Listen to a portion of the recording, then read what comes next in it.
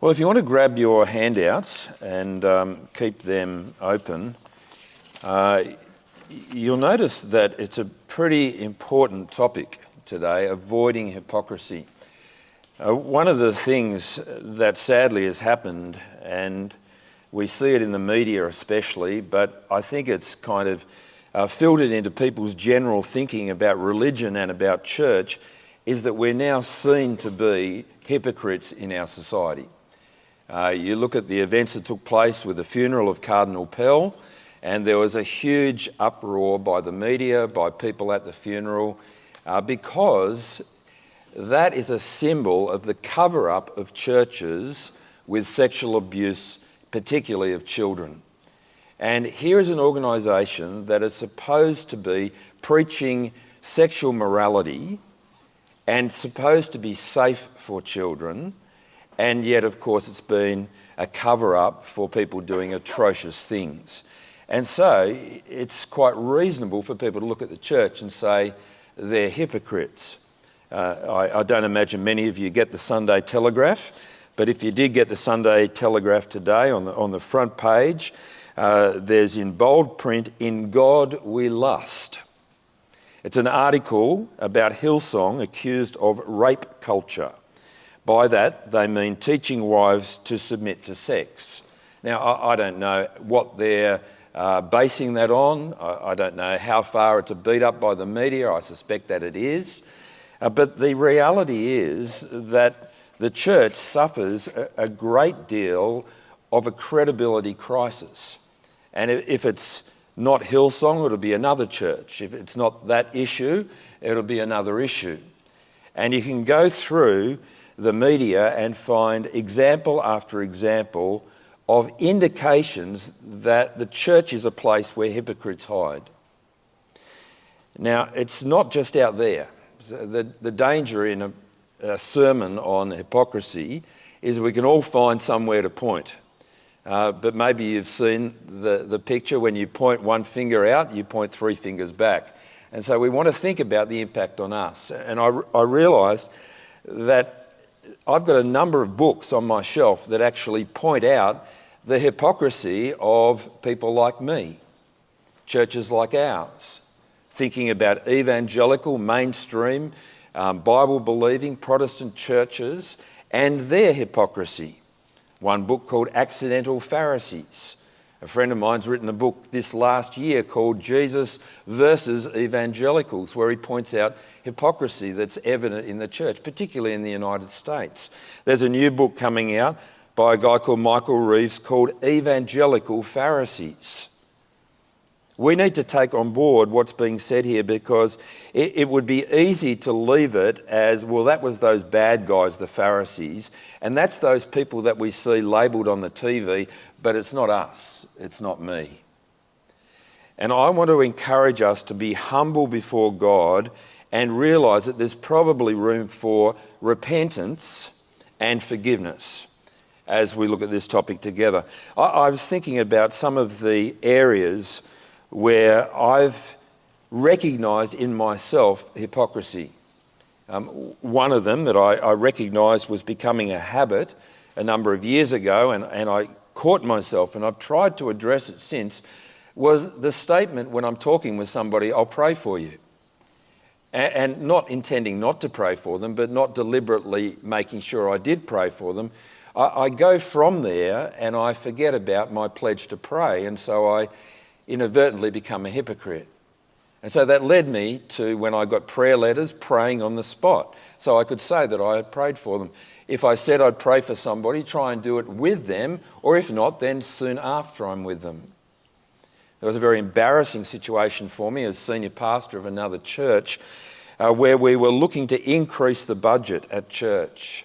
And we were talking to people, and I'd been talking to the church as a whole about giving, and the treasurer pulled me up in the midst of our council meeting and asked me why it was that I had not given to the church in just over 12 months. And I was gobsmacked. As far as I knew, I had regular bank automatic transfers set up. I'd been giving. But you see, what I had done in the previous year is I'd set it up for that year, and it had a closing date, and I'd not noticed. I hadn't checked my accounts. And the problem then that occurred between the treasurer and I, he didn't trust me, to be honest. He didn't trust the fact that it was an innocent mistake. It just seemed too convenient to one who regularly checked his bank statements all the time that I could possibly have missed that for over a year. But there was something that happened after that year that triggered it when I went back to what I would normally do in thinking about perhaps increasing it in accordance with the increase of my pay and the CPI and so on. And so went back and not only made the changes, but paid back a year of not having given to the church. Because there's too much at stake, particularly for Christian leaders to be seen as hypocrites. But I think it's not just them, it's us all. So that's by way of introduction. I'm going to move through this fairly quickly because I'd like us to have some time to be thinking. In the first paragraph, Jesus says to the crowds and his disciples, the teachers of the law and the Pharisees sit in Moses' seat. That is, these are the people that are responsible for teaching the law of Moses. And Jesus therefore says to them, make sure you do everything that they tell you. Why? Because it's God's word, and God's word is to be put into practice. But, he says, and this is tragic, do not do what they do, for they do not practice what they preach. They do not practice what they preach. And instead, they tie up heavy, cumbersome loads and put them on other people's shoulders. What a contrast to Jesus.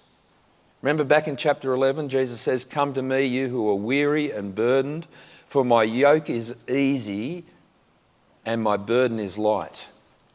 The Pharisees, by contrast, are just making it so difficult for people.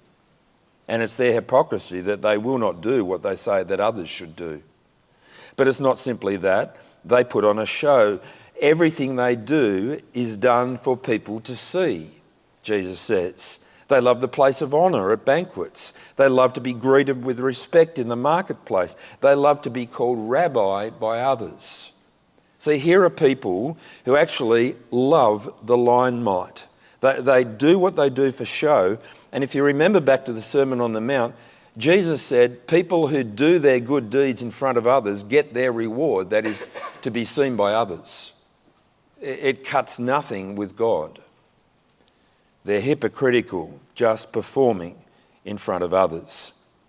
But you are not to be called rabbi, Jesus says. Don't call anyone on earth father, for you have one father. Nor are you to be called instructors, for you have one instructor. I don't think these are absolute statements, by the way. I mean, I think Jesus is happy with us calling our dad father. Probably with the person who's helping us with our swimming strokes, instructor. When you go to school, teacher. But it's about the desire to have recognition. There's the danger of dignitaries, the danger of those who like the best place, those who like to be looked up to, those who like to dress in a particular way, those who like to parade their achievements. And Jesus is saying, don't be like them. Don't be like them. And then he says in verse 11, the greatest among you will be your servant. Absolutely. Jesus is the greatest among them. And he's come not to be served, but to serve and to give his life as a ransom for many. For those who exalt themselves will be humbled, and those who humble themselves will be exalted. So there's the warning. Jesus speaking to the crowds, his disciples, saying, watch out, beware these people. And it's a common warning. It's a warning that we've heard already, and you get it in each of the Gospels. But then he kind of moves into a particular prophetic way of speaking. And you can see the patterns. I've put some bold text there in the Bible passage in your handouts. Woe to you, teachers of the law and Pharisees, you hypocrites. You see it there, verse 13, verse 15, verse 23, and so on. 7 times, Woe to you, teachers of the law and Pharisees, you hypocrites. Now, a little bit of background to the word hypocrite. I think it's important for us to get a handle on what Jesus is saying. And if you turn to the front of your handout, you can see the essential tool for being a hypocrite. It's to put on a mask. The hypocrite was a word for a play actor. In Greek drama, tragedies, comedies, the actors had masks. And the word means an actor. It's somebody who's putting on a show. And Jesus is highlighting that these prominent religious leaders, the teachers of the law, and the Pharisees are like actors on a stage. They're not living the truth. They're not practicing what they preach. They're laying burdens on others. They're doing all kinds of things. Quickly, we'll move through some of these things. Woe to you, teachers of the law and Pharisees, you hypocrites. You shut the door of the kingdom of heaven in people's faces. You don't let them enter. How are they doing that? Well, they're keeping people from Jesus. They're trying to get Jesus off the scene. And we know that Jesus is the key to the kingdom of heaven. We also see here that they travel over land and sea to win a single convert, and when you have succeeded, you make them twice as much a child of hell as you are. I mean, Jesus is not mincing his words. He's going to the theological college lecturer and he's calling them a child of hell. And they're making converts, but not converts to Christ. Converts to themselves. Converts to themselves who become doubly in trouble. Twice the child of hell. And of course, there are examples of this kind of horror, aren't there? Those of you who might remember back to the likes of Jim Jones or David Koresh. People who gathered converts for themselves who were demonic in their behaviour, leading people to their death and destruction. Well, Jesus warns against the Pharisees in the next section. And notice the refrain, woe to you blind guides, you blind fools, you blind men, you blind guides, you blind Pharisees. When you think about that, a blind guide, it's terrifying, isn't it? Over the weekend, Fiona and I were looking at some photographs of canyons through New Zealand. Some of them were incredible, majestic, deep, dark canyons, and there are guides who are needed to take people through those canyons. And if you've done anything like that, you know that if you don't get it right, if you don't rely on the bolts being put in the right way, if you don't know the volume of water that's expected because of the floods and the weather and everything else, you could be going to your death. Imagine a blind guide. I was watching some athletics on TV the other day, and I was a bit confused. I couldn't work out why there were men and women running in the same race, and they were all lined up in pairs, the men and the women, until I realised that all the women in the race were blind, and the men were their guides. Imagine the other way round. Imagine the guide being the blind one and trying to guide the person who can see to go the right way. It's kind of ludicrous, but it's incredibly dangerous. That's the trouble, you blind fools. And he highlights the fact that these are people who are looking for loopholes. They're blind guides because they're swearing oaths that have escape clauses. Jesus has already said in the Sermon on the Mount, don't swear by this or swear by that. May your yes be yes and your no be no. And the Pharisees, they're just caught up in this clever manipulation, as stupid really as a child making a promise with his fingers crossed behind his back. It's the same kind of smarmy way that they can weasel out of doing what God would have them do. They're putting the laws before the love of others. He goes on to say, woe to you, teachers of the law and Pharisees, you hypocrites. You give 1/10 of your spices mint, dill, cumin, but you've neglected the more important matters of the law, justice, mercy, and faithfulness. See, there is law over love, isn't it? What is justice and mercy and faithfulness? It's putting other people before yourself. It's living out of love for others. And that's what God desires of his people.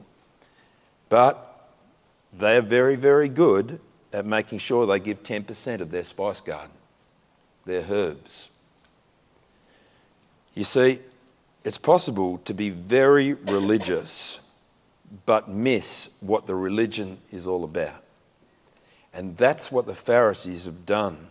You get this extraordinary picture here that they should have been practicing justice and mercy and faithfulness, but instead they've been so focused on the tiny things that Jesus can say, you strain out a gnat but swallow a camel. He continues, woe to you teachers of the law and you hypocrites, Pharisees, you hypocrites. You clean the outside of the cup and dish, but inside they're full of greed and self-indulgence. Blind Pharisee, first clean the inside of the cup and dish, and then the outside will be clean.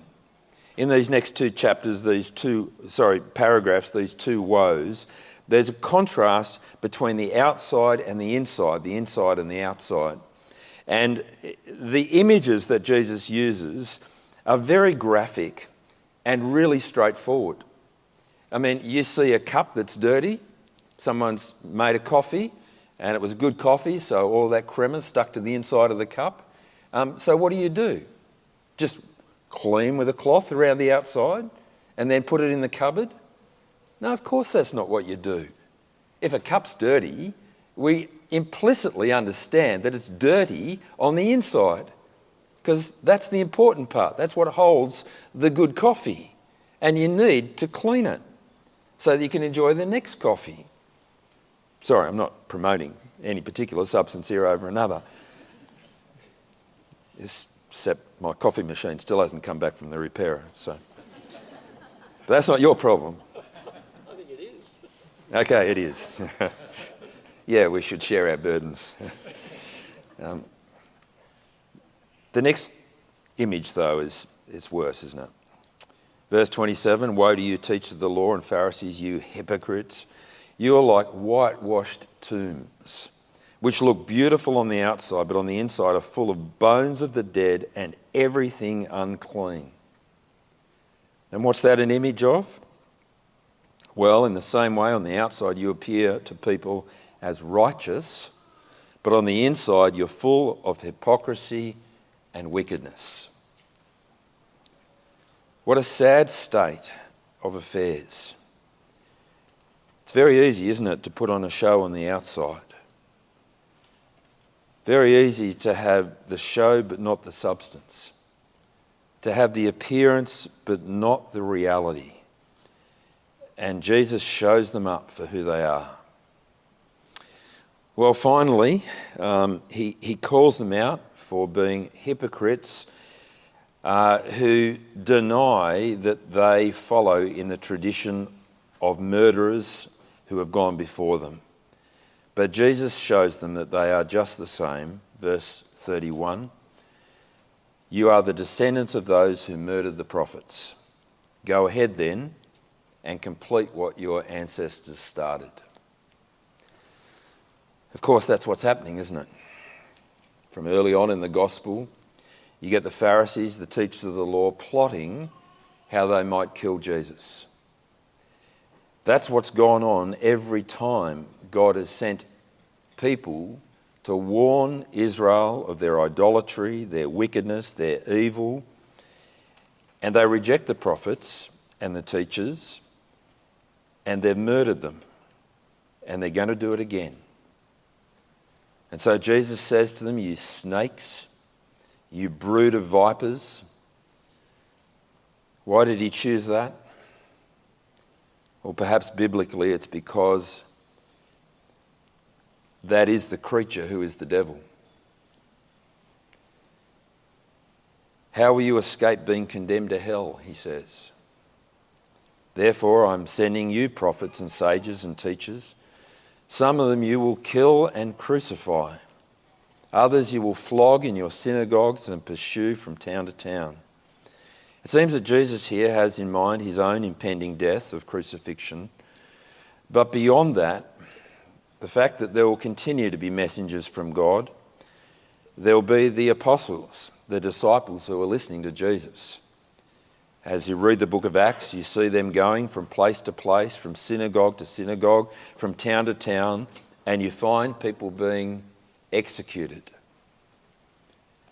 And church history tells us that some were crucified, some were stoned, some were put into prison, flogged.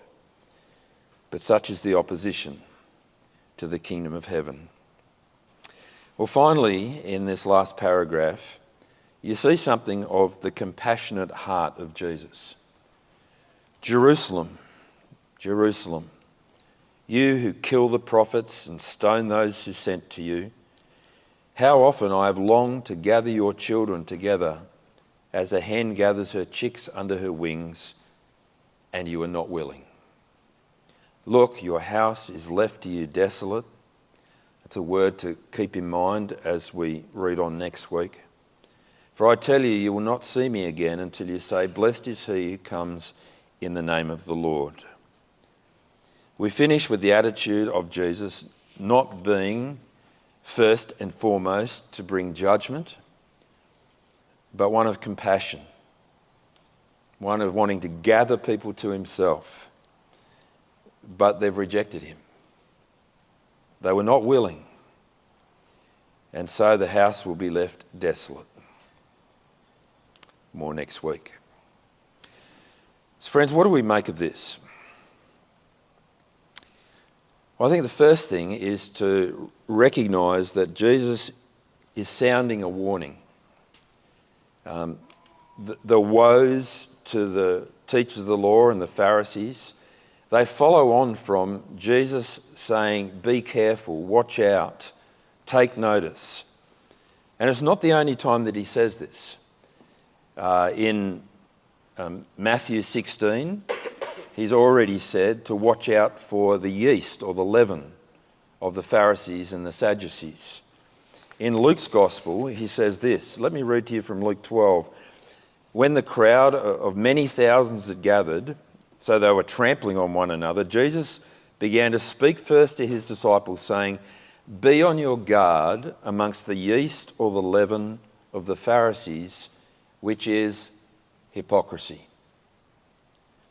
Jesus doesn't just have the Pharisees and the Sadducees in mind. It's not just the teachers of the law, it's not just those who are leaders of God's people that are in view. It's the impact that they will have on others. You see, leaven spreads through the whole dough. The influence of the Pharisees can spread right through the people.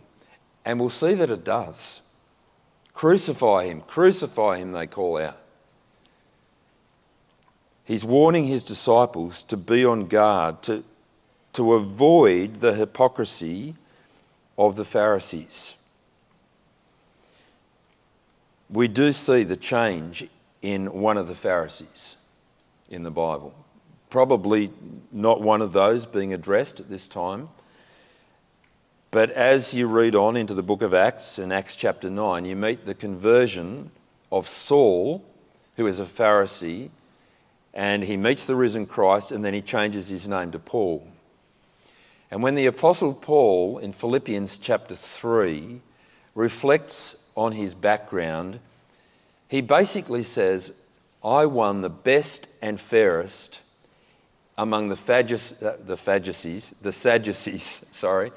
the best and fairest among the Sadducees every year. On any criteria, Paul was the best. And what did he make of that? He says, I consider it loss compared with the surpassing greatness of knowing Christ Jesus my Lord. He contrasts self-righteousness through law-keeping with God-given righteousness that comes through the death and the resurrection of Jesus. Paul looks back on his Pharisaic attitudes and says that it's all garbage. It's fit for the toilet. Now, he wasn't a bad guy. He was incredibly religious. He was a moral, upstanding member of the community. He was misguided, absolutely very misguided. He was persecuting Christians because he thought they worshipped a cursed Messiah. And he was right. It's just that God vindicated that cursed Messiah and raised him back to life. And when the Apostle Paul met the cursed Messiah alive and well, he had to reverse completely his verdict on Jesus. But we need to watch out, friends. We need to watch out for churches, for religious organisations, for pastors and teachers and online sermons and forums, because there is the danger of hypocrisy. We need to be people who take seriously Jesus' warning, and I think his disciples did. James, one of the disciples, in chapter 3 and verse 1, says, "Few of you should presume to be teachers, because those of you who are teachers will be judged more severely." There's a warning. The Apostle Peter wrote quite a bit about pastors and teachers. I'll just read you a few lines from 1 Peter chapter 5. He says, "Be shepherds," or pastors, it's the same word, "of God's flock that is under your care, watching over them, not because you must, but because you are willing, as God wants you to be, not pursuing dishonest gain, but eager to serve, and not lording it over those entrusted to you, but being examples to the flock." I was encouraged by your prayer, Katie, before, that you're praying for those who lead amongst us, that we will take God's word seriously, that it will change our lives, that we will lead with humility, that we'll take on board the word. And I've been encouraged as a community that you do pray that for your leaders.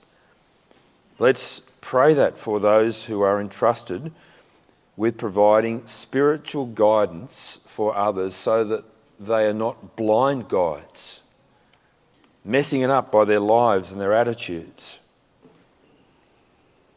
You see, there's a great danger in not knowing the people who lead you. I think it's one of the traps of the kind of online celebrity pastor teacher kind of movement that's happened with the internet. You just don't know the people. And you wait long enough, and sadly it seems the case that you'll often hear story after story of great sadness when lives have come unstuck. Pastors were not meant to be celebrities. Jesus wasn't a celebrity. If you do things for show, if you do things to be recognised, if you want the attention of others, there can be great traps in front of you. I don't think, however, that this is just for leaders. Jesus speaks to the crowds and to his disciples. They weren't all Christian leaders. I think there's a word in season here for us. And that is, we need to be people who don't easily wear the label hypocrite. We need to not put on a mask and pretend to be something on the outside that's not true on the inside. These days, a common word is the word transparency. I don't think it means that you've got to hang every piece of dirty washing out there for everyone to see, but there should not be a cover-up going on. We shouldn't be people who pretend, who make ourselves look better than we are. And we need to recognise that teaching is something that we all do. We just teach by living. Through our words, through our actions, people notice and they take things on board. And those of us who are parents, the reality is that our kids listen, but more than that, they watch. You see, if we say that we value something and then our kids never see that impacting our lives, then the danger is that our children will see hypocrisy. And I've met too many people who have given up on the Christian faith because of the perceived hypocrisy of their parents, of their pastors, of their leaders. And Jesus warns the Pharisees of this. He's not simply concerned with them, but the people that they will influence.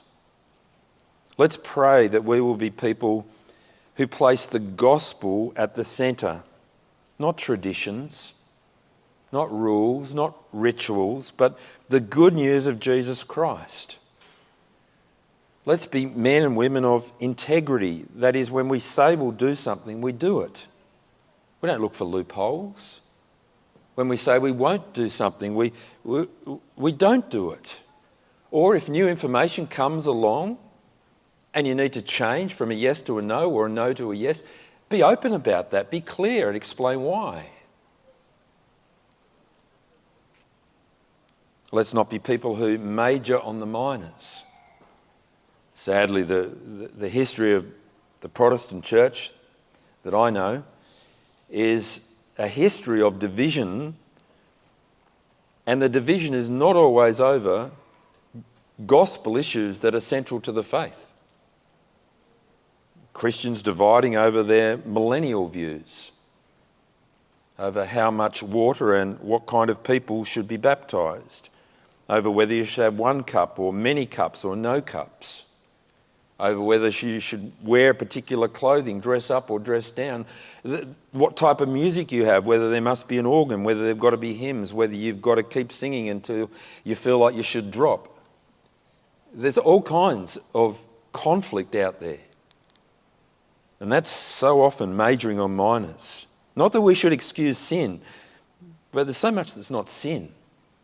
And so we create division amongst ourselves unnecessarily. Don't excuse sin, certainly. There are some sins that don't get centre stage. The sin of envy or greed. How easy is it for us to gossip or to be critical in our spirit, to lust, to desire that which we should never have. And don't be a people pleaser. Not that you should be deliberately trying to displease people, but honour God first. And if that brings difficulties with those around about us, let's work through those difficulties, but not by giving up on God. Sadly, the history of the church in what we would describe as the liberal arm of the church has been, we've got to stay relevant. So we've got to get rid of this belief and this belief and this belief and this belief, because that will put us out of step with culture. But friends, it puts us out of step with God. Don't shy away from the hard things. Yes, there are hard things in the Bible. Yes, because of my sinfulness, there are things in the Bible I wish they weren't put that way, or perhaps weren't even there. But that's my problem. That's not God's problem. That just shows that I've got room to grow, that I need to change. If you're struggling, don't pretend that you're not. If you're hurting, don't cover it all up. Christian fellowship is God's design to encourage one another to persevere until the end. It's a sad story when people hide and give up. One of the tragedies, massive tragedy really, that I've heard each time I've had a connection to a suicide. And I have had a connection to a few as a rugby chaplain and as a minister, is the frustration of close friends saying, why didn't they say something? Why didn't they reach out? Why didn't they own up? They seem to have everything together. They're successful, good relationships, attractive, money in the bank, all these things. And we know that there's a mental health crisis. So are you okay? Speak up if you're not. But friends, I think there's also a spiritual health crisis.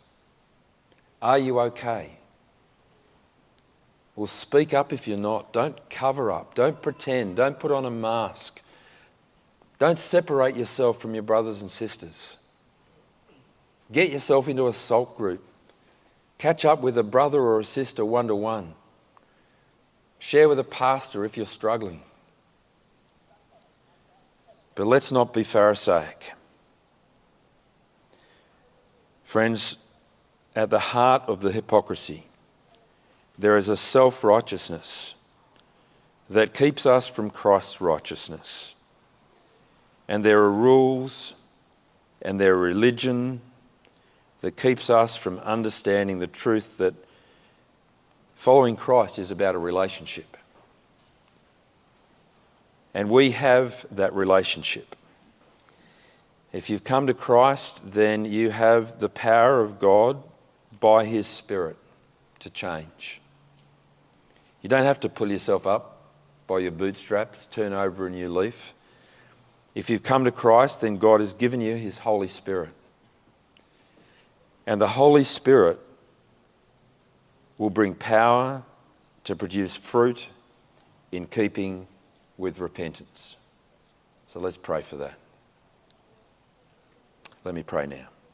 Loving Father, we thank you that you warn us, and we ask that you'll help us to heed these warnings. Where we need to change, by your Spirit, give us the power and the will to do that. Please produce fruit in our lives that show that we are real and not a facade. Amen.